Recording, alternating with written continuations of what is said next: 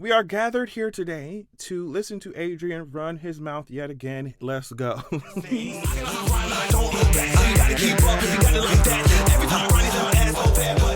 right, y'all know the drill. Visit my Patreon. Check my description box for everything. Y'all already know what's the tea.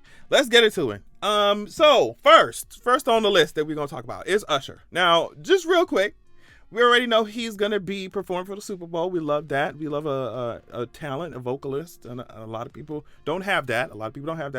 But he recently went to the Business of Fashion, I think, event, like this fashion event, I think, and he wore this. And there are a lot of people who have, you know, some really hateful, homophobic, fucked up ass, femphobic, whatever you want to call it, bigoted ass opinions. And I just want to let y'all know that he ate this shit up. And the reason I'm saying this is because I want a lot of you niggas to get out of the habit of wearing these boring black and white fucking tuxedos, bitch, like you going to somebody's goddamn prom, bitch. I want you bitches to explore. I want you niggas to explore.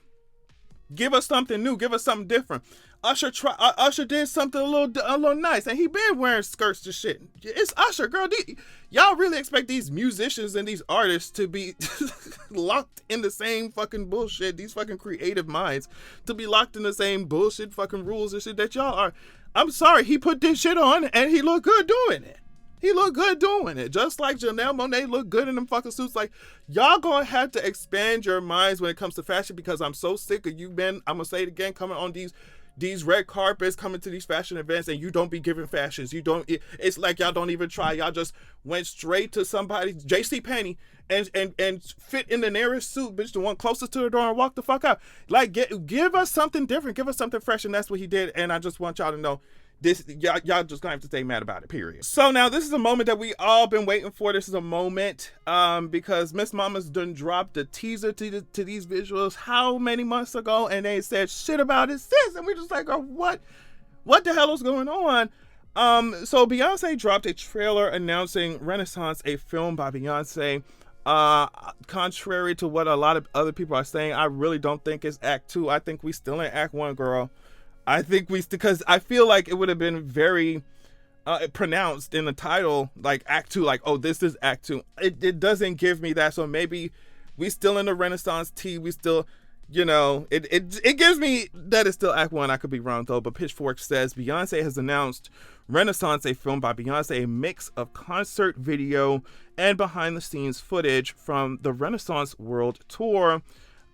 Is coming out December 1st in theaters, and this theaters including AMC, Regal, and Cinemark have opened pre-sales, so people purchasing tickets and everything. I figured that Miss Mamas would use the footage from the tour.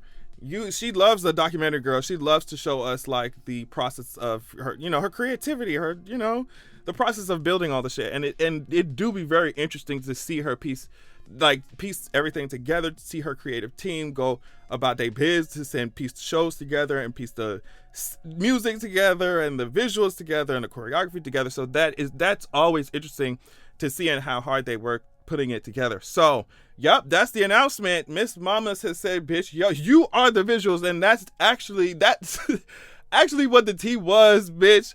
She was getting every single piece of footage that she could get from the tour and putting it in the documentary film concert thing, whatever, and wrapping it up in a, you know, nice little bow and giving it straight, signing a deal with the damn theaters. Very, very smart. So it's gonna be, the girls are gonna be dressing up just like they did for the tour.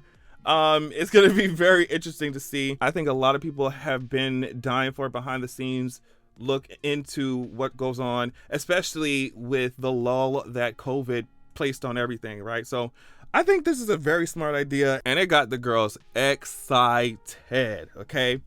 Let's move on. Now, you may be wondering why I got Britney Spears in the title. Now, remember, if you've been on social media, you know Britney Spears liked to do her little dance, all right? She liked to do her little dance. You know when your mama come out and say, do that little dance for me that you did do it for auntie. You know, Britney be doing her little dance. She do it on social media, whatever. She ain't hurt nobody. She do her thing, and that's it. But recently, I guess she had posted like a video of her dancing with knives and stuff. And people express their concern. They're like, all right, girl, like, we see you do your thing. Just make sure you safe, girl. That's it. You know, like, no tea, no shade. Just make sure you're good. I'm sure other people were being assholes about it, but like, for the most part, people are just like, okay, just make sure you're all right, Britney. Like, girl, you twirling. And like, you twirling, and them knives look like knives, but you know, she was just doing her thing. And then, so she clarified a lot with this Instagram post by saying, I know I spooked everyone with the last post, but these are fake knives that my team rented from Hand Prop Shop in LA. These are not real knives. No one needs to worry or call the police. I'm trying to imitate one of my favorite performers, Shakira, a performance I was inspired by. Cheers to us bad girls who aren't afraid to push boundaries and take risks. Britney said, y'all need to relax. I know it's okay. I'm not going to be dancing with real knives like this. I'm a performer. I done worked with stage props and stuff before, and everything's okay. I was like, all right, Britney, that's okay. Thank you for clarifying. We just got to keep an eye. We a little nervous. We just want to make sure you good, mama. We just want to make sure you're good. But them knives did look real. Now, my thing is that I wouldn't even dance with no fake knives. Like, that's my thing. I wouldn't dance with no fake knives because my clumsy ass would still take an eye out. I still would. So I wouldn't even dance with anything that looked like that. But I mean, Britney been dancing for her whole entire life. So she's like, bitch, I am not new to this. I am true to it. That's what the Instagram caption said. And I sat my ass down. I'm like, all right, Britney. Okay. So New York City flooded out real bad. Like, when I say real bad, bitch, I mean real bad. Okay.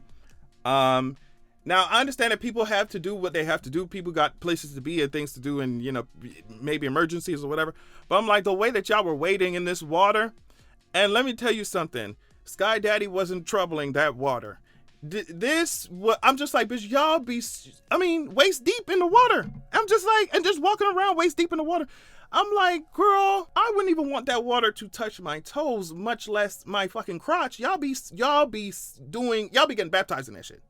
Y'all be like, God damn, they walking around here. So of course, you know, Eric Adams was asked, why was no warning or statement from you or your office given ahead of this storm? People felt like they were caught off guard, and this is what Eric had to say. Question, why no warning or statement from you or your office ahead of the storm?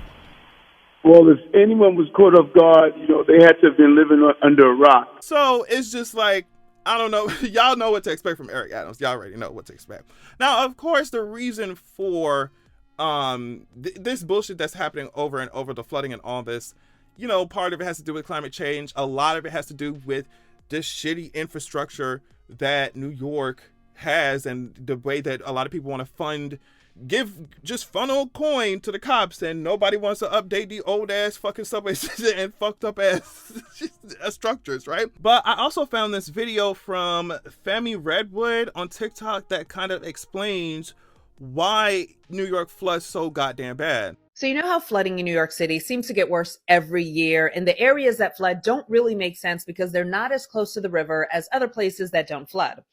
Well, that is because New York City was essentially built over streams, swamps, and other waterways, like this creek, which is apparently buried beneath Astoria and Long Island City. Indigenous tribes who lived in what became known as New York City basically utilized natural resources rather than trying to change them, so they would build their homes along waterways. But colonizers essentially said, yeah, we're going to do things differently. This 1874 map of Manhattan shows you just how much water is beneath our city. Alphabet City, Thompson Square Park, that was essentially a swamp. And today it's a flood zone. And remember the video of Dyckman Street flooding? Look at just how many waterways that area was built over. And then this video of the one train flooding at 28th Street, yep, that was an entire stream. And don't even get me started about this like cesspool at the 157th Street station. That was 2 streams. New York City was literally built on water, and water has to go somewhere. A biologist once said, if you build your home on wetlands, you will have a hobby for the rest of your life because you will forever be fighting water. Add to that climate change and the fact that New York City's heavy buildings are literally causing the city to sink. Oh yes, we are also sinking. So that said, we are definitely going to be dealing with flooding that is going to get worse basically the rest of our lives. I thought that video was good. I was like, okay, that explains so much. Of course, the indigenous people were living by the water, working with nature, of course. And then the colonizers just said, girl, whatever that means. The colonizers said, bitch, whatever that means, bitch. And they placed them slabs of concrete directly on top of streams and rivers and swamps and shit. And bitch, and they said, girl, and it's gonna be what it's gonna be. And now we see that it is what it is. Terrible, terrible. And lastly, I will end with this video from inside this venue called The Sphere at the Venetian Resort in Las Vegas.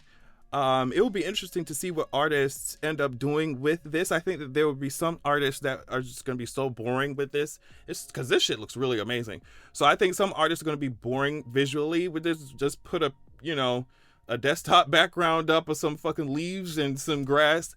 But I think other artists will be really innovative with this entire stage and incorporate it into their performance and their movements and stuff.